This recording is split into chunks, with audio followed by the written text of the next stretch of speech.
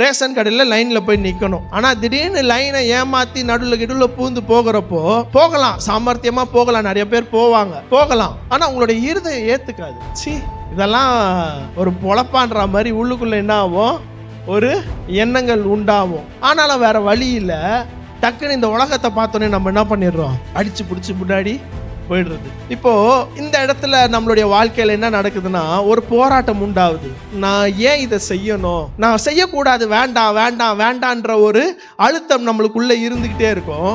ஆனா இன்னொரு சைடு என்ன ஆயிடும், வேற வழியில இதெல்லாம் செஞ்சாதான் நீ இன்னைக்கு சாப்பிட முடியும், இல்லைன்னா சோறே காலி ஆயிடும் அப்படின்ற ஒரு விஷயமும் வரும் இன்னொரு பக்கம். ஸோ இதுக்கு நடுவுல நம்ம போராடுகிறோம். ஆனா அநேகருடைய வாழ்க்கையில பிசினஸ்ல இந்த மாதிரியான நெருக்கங்கள் இருக்கு, வாழ்க்கையில இந்த மாதிரியான நெருக்கங்கள் இருக்கு, நீதிமானாய் வாழ முடியல, போராட்டம் இருக்கு. ஆனா நான் சொல்றேன், ஆண்டவருடைய வேதத்தின்படி நீங்க வாழும்போது உங்களுக்கு என்ன நடக்கும், நீதி உண்டாகும்.